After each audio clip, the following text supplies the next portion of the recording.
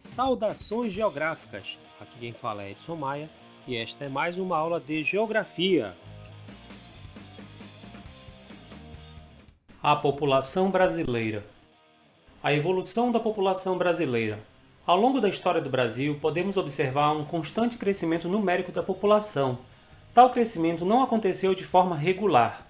Em alguns momentos o processo foi acelerado, em outros, mais lento. A distribuição da população pelo território também mudou, passando de maioria rural para urbana. Observe o crescimento da população brasileira segundo os censos demográficos, de 1872 até a previsão de 2020. A partir de 1900 ocorreu um grande aumento da população. A principal causa disso foi a chegada de imigrantes estrangeiros, que já era significativa no século XIX, mas teve maior importância no início do século XX. Na década de 1930, o governo criou medidas restritivas para a entrada de imigrantes, reduzindo o fluxo de estrangeiros para o país. Veja que no ano de 1900 o Brasil já contava com mais de 17 milhões de habitantes. Crescimento populacional. Entre os anos de 1940 e 1970, a população aumentou de maneira acelerada. Isso ocorreu graças ao maior crescimento natural da população, resultante das altas taxas de natalidade e do declínio das taxas de mortalidade. Veja que entre os anos de 1940 e 1970, o Brasil já tinha 40 milhões, 50 milhões, 70 milhões, 90 milhões. Com o avanço da industrialização, a população passou a ser majoritariamente, ou seja, na sua maioria, urbana, e teve seu perfil transformado. Houve maior acesso à educação e à saúde, as condições de vida melhoraram e houve aumento da participação das mulheres no mercado de trabalho. Assim, o número de nascimentos caiu. E a partir da década de 1970, a população passou a crescer de maneira menos acelerada. Veja que entre os anos de 1970 até os anos 2000, o Brasil passou para 90 milhões, 119 milhões, 146 milhões, 169 milhões de habitantes e assim por diante, até chegar nos atuais 200 milhões de habitantes. A taxa de crescimento populacional caiu. Com o desenvolvimento da medicina e a melhoria nas condições de vida, está ocorrendo o envelhecimento da população brasileira. Em 1970, a população com idade igual ou superior a 60 anos correspondia a 5,2% do total e, em 2010, passou a ser 10,8% da população. Brasil. Distribuição e crescimento da população. Brasil, um país populoso e pouco povoado. O Brasil apresenta uma população numerosa. Conforme dados de 2010, eram 190 milhões de habitantes, segundo os dados publicados pelo IBGE. Em 1º de julho de 2017, a estimativa era de 207 milhões de habitantes, com a quinta maior população do mundo. Isso faz com que o Brasil seja considerado um país populoso, pois a sua população absoluta, isto é, a soma de todos os seus habitantes, é elevada. No entanto, o Brasil é considerado um país pouco povoado. Isso porque, quando utilizamos essa expressão, consideramos a relação entre o número de habitantes e a sua área territorial. No caso, quando consideramos isso, tratamos da chamada população relativa. O Brasil, atualmente, ocupa a 6ª posição de país mais populoso do mundo, com uma estimativa de população em torno de 212 milhões de habitantes. Atrás da China, que tem 1 bilhão e 400 milhões, atrás da Índia, que tem 1 bilhão e 300 milhões, atrás dos Estados Unidos, que tem mais de 300 milhões de habitantes, atrás da Indonésia, que tem 273 milhões de habitantes, e por fim atrás do Paquistão, que tem 220 milhões de habitantes. Densidade demográfica. Para medir a concentração de população de uma determinada área, calcula-se a sua densidade demográfica por meio da divisão do total da população pela área em que está distribuída. Esse valor é expresso pelo número de habitantes por quilômetro quadrado. No caso do Brasil, que contava em 2017 com uma população estimada de 207 milhões de habitantes, e uma área de 8.515.759 km², a densidade demográfica é de cerca de 24,4 habitantes por km². Densidade demográfica. Países povoados versus países populosos. Conforme nós podemos observar na tabela, muitos países povoados não são necessariamente considerados populosos. Em muitos casos, é pequena a área do território de um país que determina as altas densidades demográficas. Note que a maioria dos países citados na tabela 1 é insular, ou seja, são ilhas.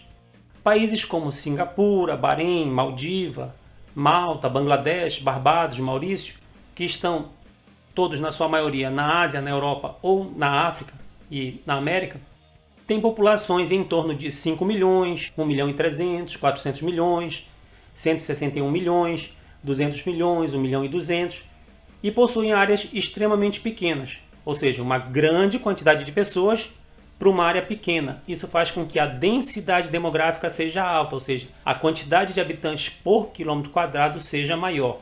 Países como, por exemplo, a Singapura, que fica na Ásia, tem uma população de 5 milhões e 500 mil habitantes, tem uma área de 700 quilômetros quadrados e uma densidade demográfica de quase 8 mil habitantes por quilômetro quadrados, bem mais do que os 24,4 habitantes por quilômetros quadrados que nós temos de densidade demográfica no Brasil.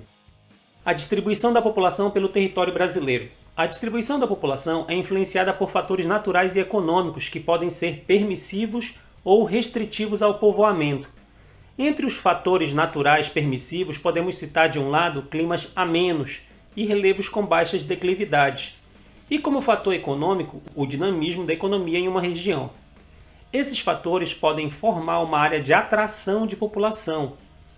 Por outro lado, climas desérticos ou muito frios, bem como o declínio de atividade econômica em uma região, são exemplos de fatores naturais e econômicos restritivos que dão origem a uma área de repulsão de população. Quando dizemos que a densidade demográfica do Brasil é de 24,4 habitantes por quilômetros quadrados, é importante compreender que esse dado é uma média, o que não significa que a densidade demográfica de todas as porções do território brasileiro corresponde a esses 24,4 habitantes por quilômetros quadrados. Existem áreas mais ou menos povoadas de acordo com fatores naturais e econômicos permissivos ou restritivos, bem como fatores geográficos e históricos, como nós já vimos em assuntos anteriores. Observando a figura ao lado, podemos notar a desigualdade na distribuição da população brasileira pelo território. Por exemplo, nas proximidades de São Paulo, Rio de Janeiro e outras capitais, existe grande densidade demográfica, acima de 100 habitantes por quilômetros quadrados, enquanto em largos trechos do estado do Amazonas, Pará, Roraima, as densidades demográficas são inferiores a 1 habitante por quilômetro quadrado. No mapa, quanto mais amarelo, menor é a densidade, quanto mais próximo do laranja ou marrom mais escuro, as densidades demográficas são maiores. A gente pode perceber, com base nesse mapa e com base na formação histórica do Brasil, que o litoral foi a primeira área a ser ocupada e é a área que é mais densamente povoada. Observe na tabela que a densidade demográfica varia entre as grandes regiões do Brasil. A região sudeste, além de ser a mais povoada, é a mais populosa. A cada 100 habitantes do nosso país, cerca de 42 vivem nela. Essa região se tornou a principal área de atração populacional no decorrer da história do nosso país por causa da atividade mineradora em Minas Gerais, por volta do século XVIII, da expansão da cafeicultura no Rio de Janeiro e em São Paulo, nos séculos XIX e XX, e por causa da industrialização, principalmente no século XX.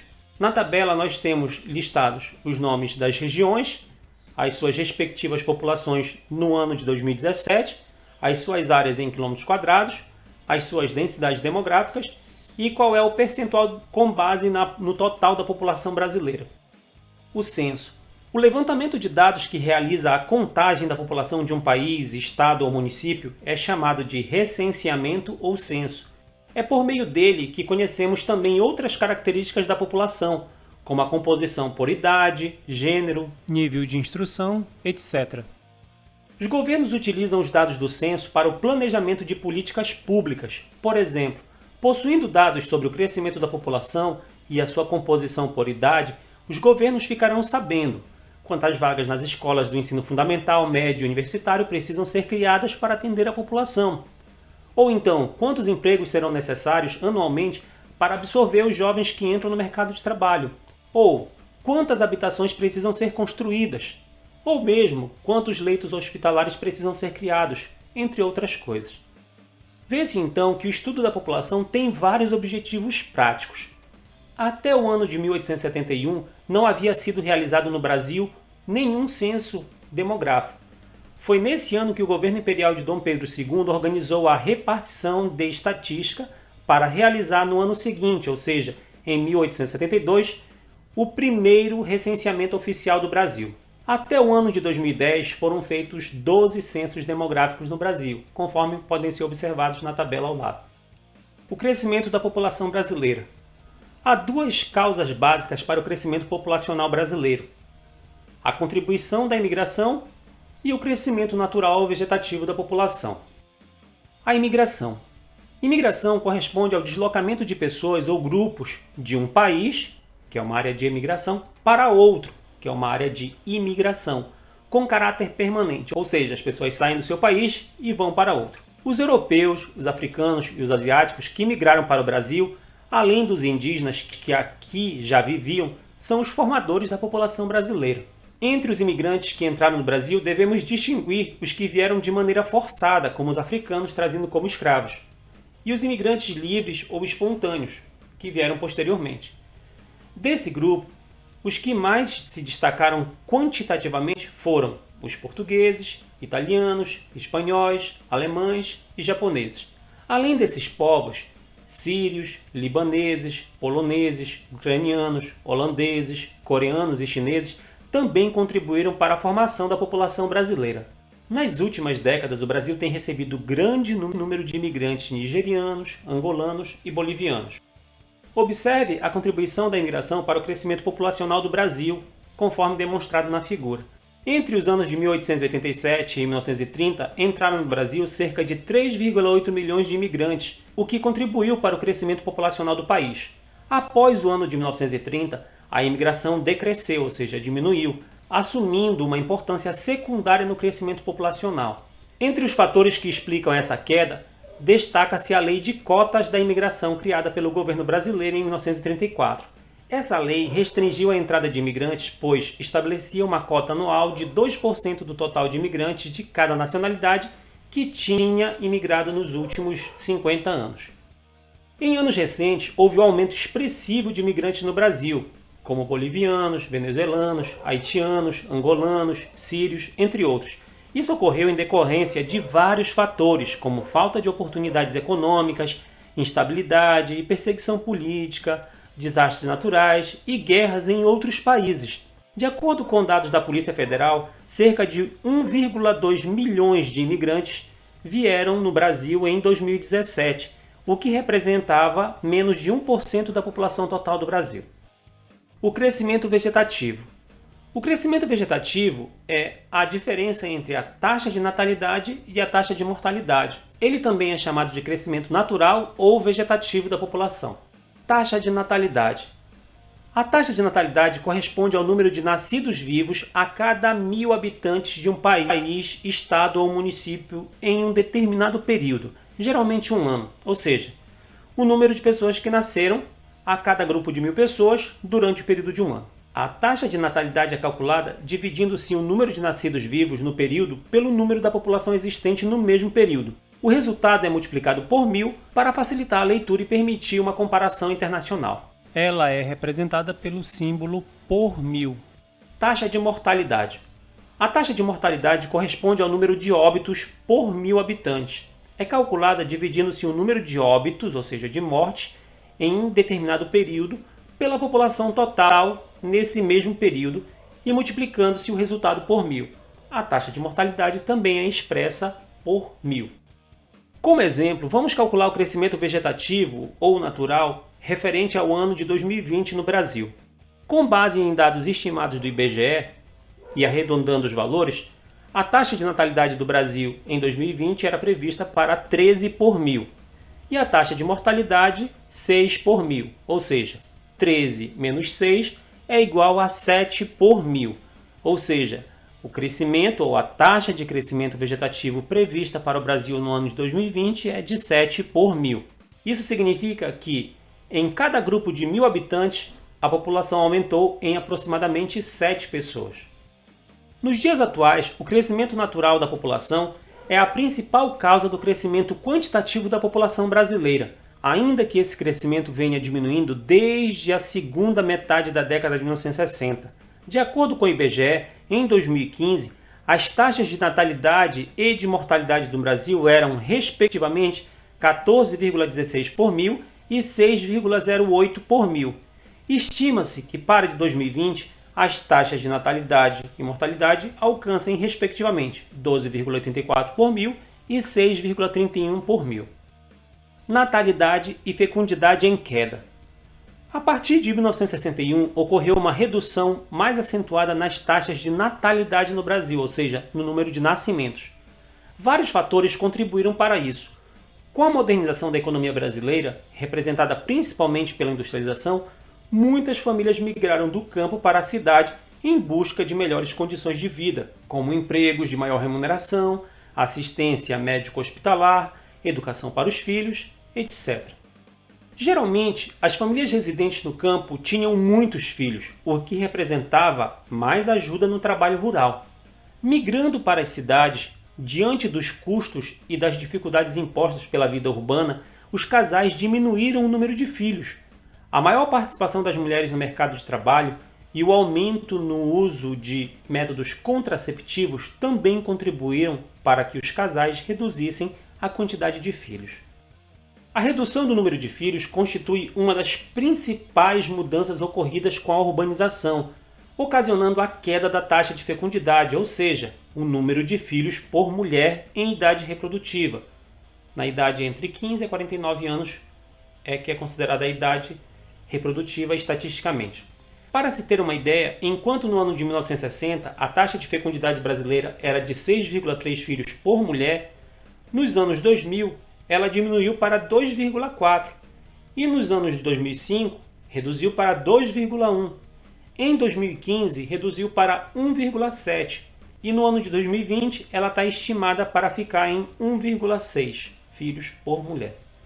Conclui-se então que a redução da taxa de fecundidade tem forte impacto na redução da taxa de natalidade. Redução da mortalidade e aumento da expectativa de vida. Outra importante tendência demográfica atual está relacionada à redução das taxas de mortalidade. Diversos fatores explicam essa redução no Brasil e no mundo. Primeiro, progressos na medicina, principalmente nas áreas de diagnóstico de doenças, descoberta de medicamentos para a cura de várias doenças ou enfermidades. Segundo, campanhas de vacinação. Terceiro, a melhoria das condições sanitárias por meio da instalação de redes de água tratada, redes coletoras de esgoto e da coleta de lixo. 4. Maior conscientização da população quanto à prevenção de doenças, que estimula a prática de exercícios físicos e de uma alimentação mais saudável. Todos os anos, o Ministério de Saúde realiza no Brasil campanhas de vacinação para prevenir doenças, contribuindo para a queda das taxas de mortalidade e o aumento da esperança de vida ao nascer. Todos esses fatores tiveram impacto sobre as taxas de mortalidade e aumentaram a expectativa de vida ou esperança de vida ao nascer da população brasileira. Apesar dos avanços na área de saneamento básico, ainda há uma forte demanda por melhorias nesse setor. No Brasil, em 2015, somente 50,3% da população tinha acesso à coleta de esgotos e apenas 42% dos esgotos eram tratados. Esperança de vida ao nascer. De acordo com o IBGE, em 2015, a esperança de vida ao nascer no Brasil correspondia a 72 anos para homens e 79 anos para as mulheres. Estima-se que, no ano de 2020, a esperança de vida ao nascer para os homens seja de 73 anos e 80 anos para as mulheres. A diferença entre a esperança de vida ao nascer de homens e mulheres é justificado pelos altos índices de mortalidade de jovens e adultos por causas violentas que ocorrem principalmente na população masculina. Taxa de mortalidade infantil. Vimos, em momentos anteriores, que a taxa de mortalidade infantil é o índice que registra o número de crianças que morreram com menos de 1 ano de idade a cada grupo de 1.000 crianças nascidas vivas. Esse índice é calculado dividindo-se o número total de mortes de crianças menores de 1 ano pelo número total de crianças nascidas vivas, no mesmo período e local. O valor é multiplicado por 1.000. Também pode ser calculado com base no número de crianças menores de 5 anos. Vemos na imagem seguinte um mapa do mundo que mostra a taxa de mortalidade infantil no ano de 2016. As áreas apresentadas em amarelo, a taxa de mortalidade é menor do que 7 por 1.000. As áreas em laranja claro são entre 7 a 14 por 1.000. As áreas em laranja são de 15 a 39 por 1.000, As áreas em marrom são acima de 40 por mil e a marrom mais escura são as taxas de mortalidade acima de 61 por mil. E as áreas em cinza são áreas que não apresentam dados de mortalidade infantil. Resumindo, o Brasil é o sexto país mais populoso do mundo, com uma população prevista em torno de 212 milhões de habitantes. Tem uma densidade demográfica de 24,4 habitantes por quilômetros quadrados. O crescimento populacional no Brasil se deu por vários fatores, dentre eles as imigrações de europeus, asiáticos e africanos principalmente. O povo brasileiro surgiu dessa mistura de povos brancos, negros e indígenas. O crescimento populacional do Brasil teve uma redução a partir da década de 1970, principalmente por causa da maior inserção da mulher no mercado de trabalho e pelo uso de métodos contraceptivos. O Brasil tem uma taxa de crescimento vegetativo que não é muito alta. Vivemos uma diminuição das taxas de natalidade, fecundidade e de mortalidade infantil nos últimos anos. Nossa esperança de vida ao nascer, ou expectativa de vida ao nascer, vem aumentando gradativamente. Ela é superior a 70 anos. Chegamos ao fim de mais uma aula de Geografia. Saudações geográficas e até a próxima!